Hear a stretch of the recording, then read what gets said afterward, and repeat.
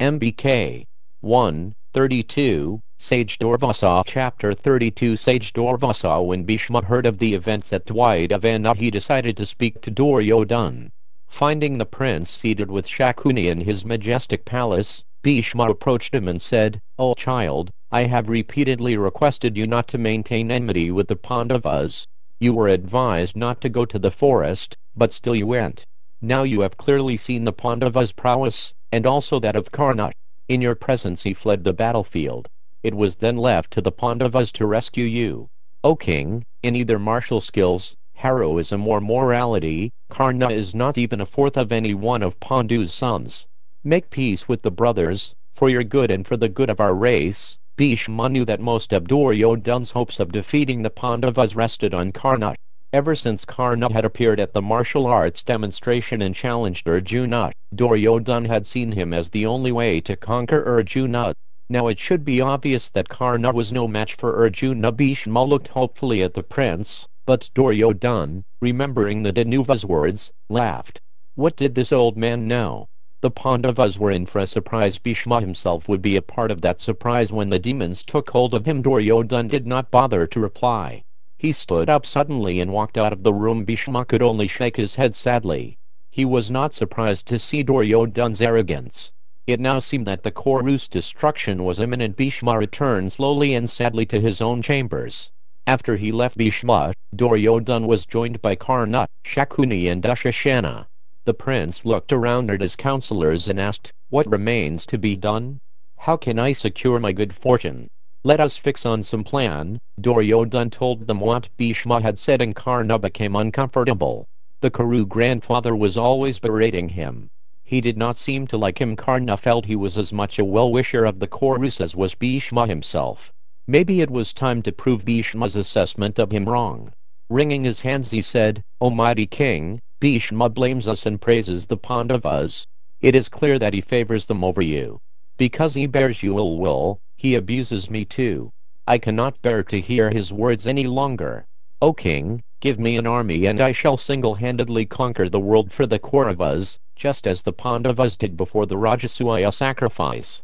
Let the wicked-minded wretch of the Kurus, the senile Bhishma, see it and regret how he has treated me. Simply command me and I shall leave at once." Duryodhana slapped his friend on the back in delight. "I am blessed because you have favored me, O hero. What more could I want than to see your mighty self-interest in my welfare? Surely my life has borne fruit today. Go out, dear friend, and vanquish my foes. May good come to you. Just ask and I shall do whatever I can to help." Karna at once began to make arrangements for his expedition. Duryodhana amassed a vast army with a year's supplies. After consulting with Brahmins and gaining Dhritarashtra's permission, he selected a favorable day to depart. Bhishma and Vidura, however, did not approve of Karna's plan, but they chose to remain silent. Perhaps the fool would be defeated somewhere and his pride would be curbed. At least while he was gone, he would not be influencing Duryodhana toward yet another rash scheme. Blessed by the court Brahmins, who uttered prayers for his victory, Karna went out of the city followed by thousands of troops. He first attacked King Drupada's beautiful city. Drupada did not pay allegiance to the Kauravas. Like many of the kings who he had accepted Yudhishthira's role, Drupada was not inclined toward Dhritarashtra. In the end, however, Drupada was overpowered by the superior force brought from Hastinapura and obliged to offer Dhritarashtra tribute. Karna then moved north, subjugating all the kings in that region. He vanquished Bhagadatta as well as all the Himalayan mountain kings. Traveling east, he overcame many tribes. None were able to defeat him in battle as he rained down fierce arrows. Suraya's son was a peerless fighter whom few on earth could face, especially when he was joined by the Kuru army. He soon defeated all the kings in the south and made his way west, conquering and subjugating all in his path. Well within a year Karna had accumulated a huge amount of wealth from his conquests. He carried it back to Hastinapura in a long line of chariots and oxen. Duryodhana and his father and brothers greeted him as he entered the city. They congratulated Karna and embraced him. Duryodhana said, "What I have not received even from Bhishma, Drona, Kripa, or any other, I have received from Karna. O mighty armed hero, in you I have my protector. All the Pandavas and other kings are nothing compared to you. Seeing Karna successful, some of the citizens were pleased while others, favorable to the Pandavas, lamented or remained silent. Dhritarashtra was overjoyed and embraced Karna with affection, considering him his own son. From that day on, Duryodhana, seeing Karna's prowess, considered the Pandavas defeated. The prince was encouraged and began to think about performing the Rajasuya sacrifice. Now that the world had been brought under his control, he wanted to equal the Pandavas in every way. If he could preside over the Rajasuya, then all his desires would be fulfilled. But when the prince approached his chief priest and requested him to perform the sacrifice, he was told it was not possible. As long as Yudhishthira lives, the priest said, no man on earth can perform the Rajasuya. It is only possible for one monarch to perform that sacrifice at any one time.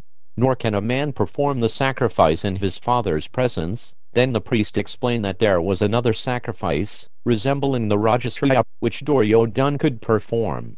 It was called the Vaishnava sacrifice. No person other than the immortal Vishnu had ever performed it, and it was equal to the Rajasuya in every way. O king, using the gold offered as tribute by the kings of the world, make a golden plough.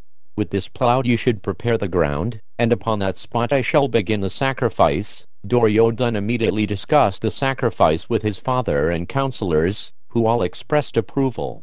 He then appointed people to the various posts required for the sacrifice and instructed artisans to make a golden plough. All the Kuru elders were delighted to see Duryodhana performing a sacrifice, an act which they hoped would increase his piety and the glory of the Kuru race. Swift messengers were dispatched to invite the kings of the world.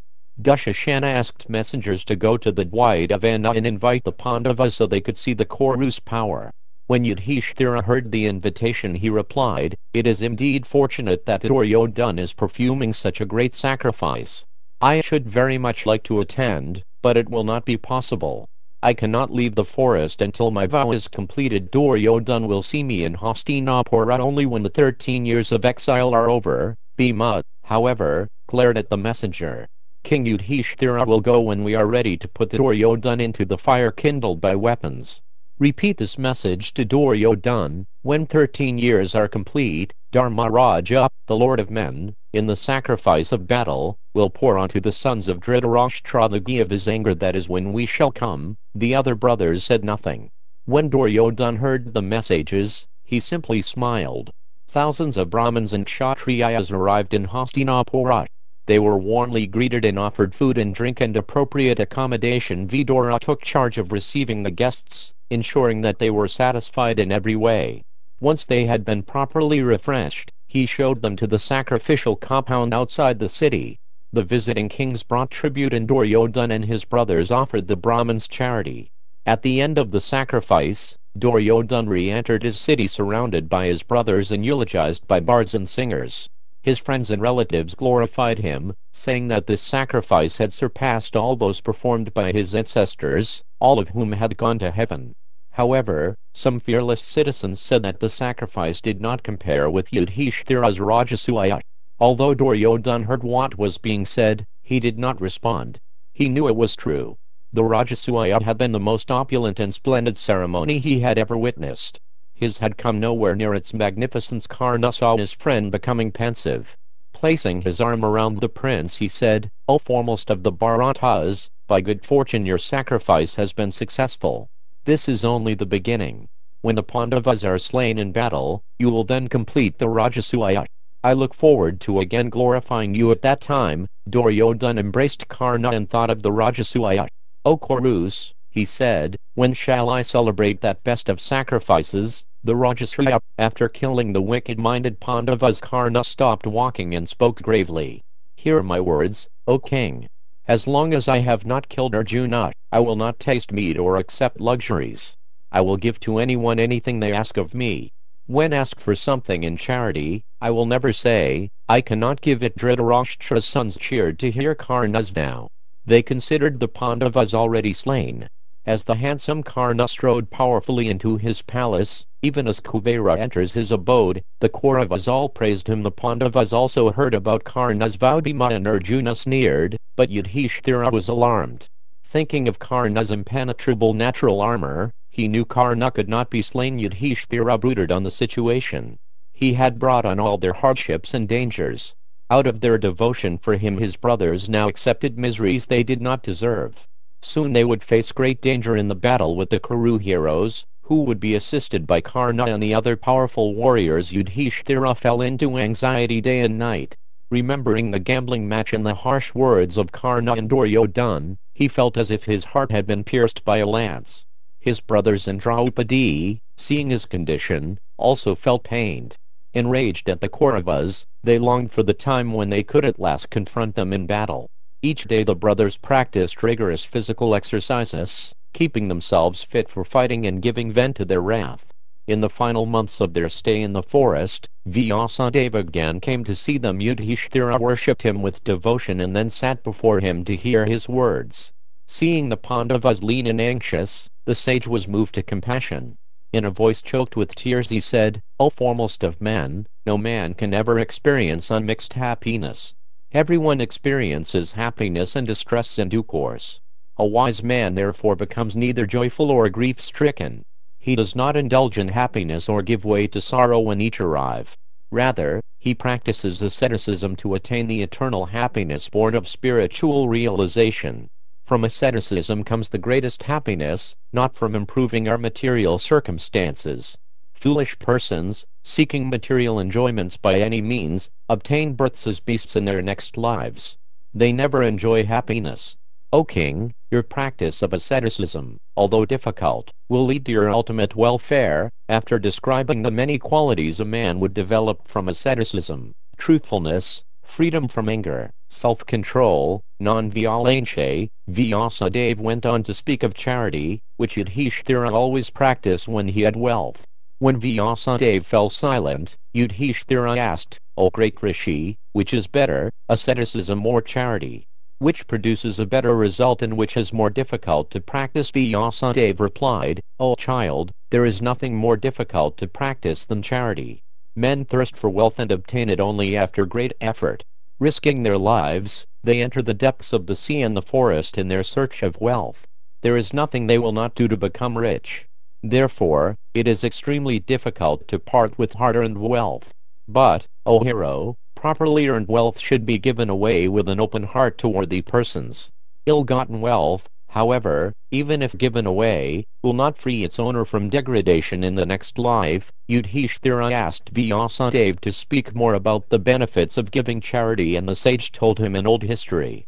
There had been a poor man named Mujjala who had attained the supreme spiritual abode simply by his practice of giving charity to Brahmins.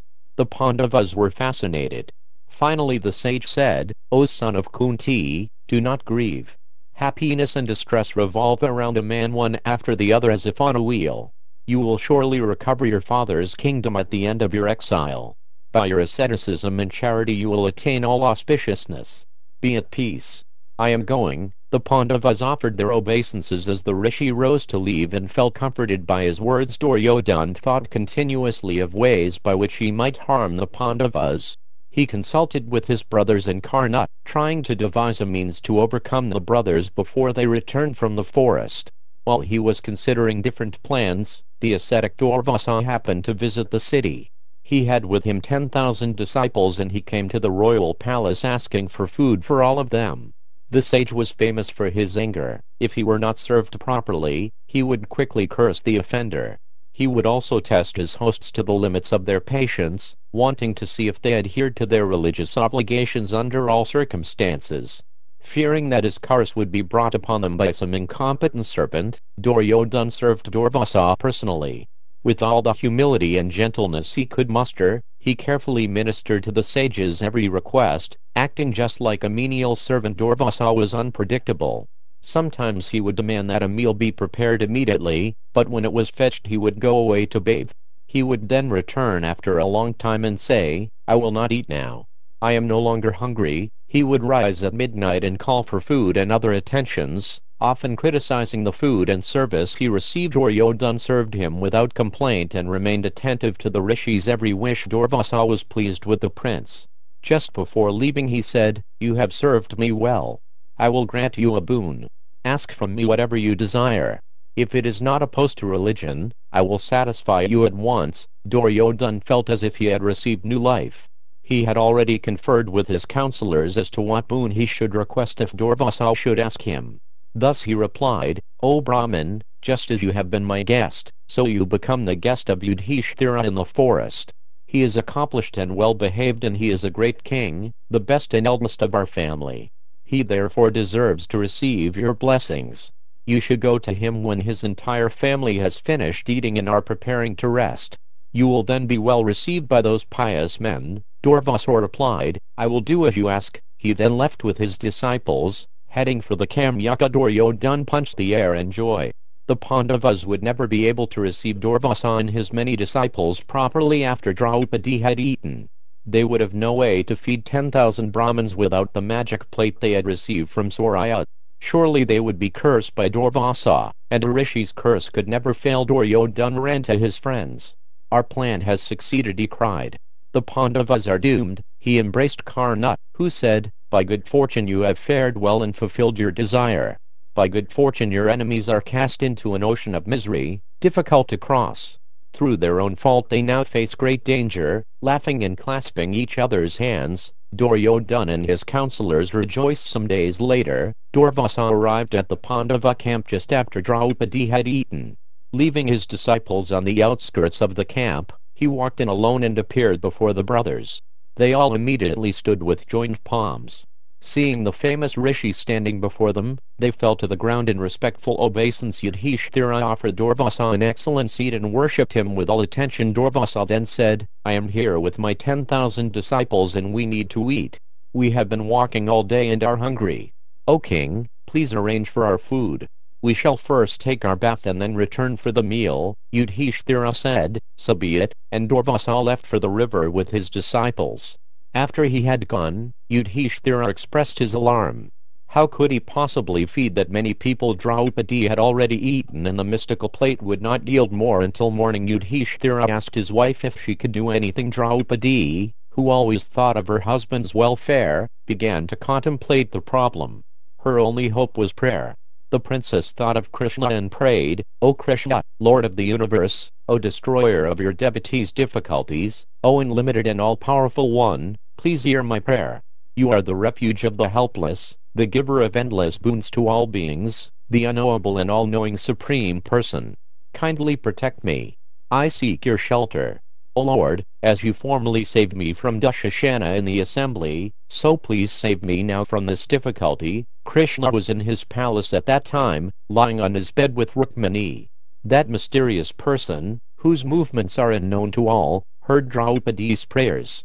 He immediately rose from his bed and, leaving his wife, ran from the palace. Within a few moments he was standing before Draupadi, who fell at his feet with tears in her eyes. O Krishna, we face a great danger from Durvasa's curse. What can be done? Krishna smiled. I will do whatever can be done, but I too am hungry. Please feed me first and after that I shall do whatever is required. Ashamed, Draupadi replied, My lord, the vessel given by the sun remains full until I have eaten. I recently took my meal and now it will not give more food. This is no time for joking, said Krishna. Quickly fetch the vessel and show me. Draupadi brought the dish before Krishna and he examined it closely. In one corner he found a particle of rice and vegetables stuck together, and he ate it at once, saying, May Lord Hari, the soul of the universe, be satisfied with this food and may the Lord of all sacrifices be pleased. Krishna then turned to Sahadeva and said, Go quickly and bring the ascetics here and feed them. The Pandavas looked around fearfully. There was no sign of food. But they had faith that Krishna would not let them down. Sahadeva left for the river to find Durvasa and his disciples. At the river the innocent Durvasa was expecting Yudhishthira to have prepared a meal for him and all his followers, but suddenly he felt as if he had just consumed a large meal. He looked at his disciples. They too appeared full and were rubbing their stomachs and belching. Looking at each other, the ascetics realized that none of them felt like eating at all. Durvasa said to his disciples, We have uselessly made Yudhishthira prepare a meal for 10,000 men and done him a great wrong. Will not the Pandavas destroy us by looking upon us with angry eyes? O Brahmins, I know Yudhishthira to be possessed of great powers. He is devoted to the feet of Lord Hari and I fear such men. They can consume us with their anger as fire can consume a bale of cotton. Let us therefore depart quickly from this place before they see us again." Although he was a powerful mystic yogi, Durvasa knew that his power was nothing compared to that of those devoted to the Supreme Lord. He recalled a previous incident when he had upset another devotee of the Lord. At that time he had been placed in great difficulty and had almost lost his life. Without another word, Durvasa came out of the river and walked swiftly away from the Pandavas' camp. His disciples fled away in all directions, keeping well clear of the Pandavas. When Sahadeva arrived at the river, he found no one there. A few water pots and pieces of cloth were lying around, but there was no sign of the ascetics. He searched around and came across other Brahmins who informed him that Durvasa and his followers had left. Suddenly Sahadeva went back to his brothers and gave them his report. Yudhishthira was worried. "The ascetics will come back in the dead of night and demand their meal," he said fearfully. "How can we escape from this great danger created by destiny?" Krishna smiled. "O Yudhishthira, you need not fear. Durvasa and his disciples have fled, afraid of your ascetic power. Those who are always virtuous need never fear danger. With your permission I shall now return to my home." Yudhishthira replied, "O Krishna, as persons drowning in a vast ocean are saved by a boat, so we have been saved by you. Be pleased to go now as you desire." Krishna left and the Pandavas surrounded their chaste wife, thanking her for her presence of mind and praying to Krishna. They discussed the incident among themselves. The incident seemed to have been arranged by the Kauravas. Fortunately, Krishna was always there to save them no matter what danger they faced. Thinking of their friend from Dwaraka, the brothers entered their thatched cottages and rested for the night.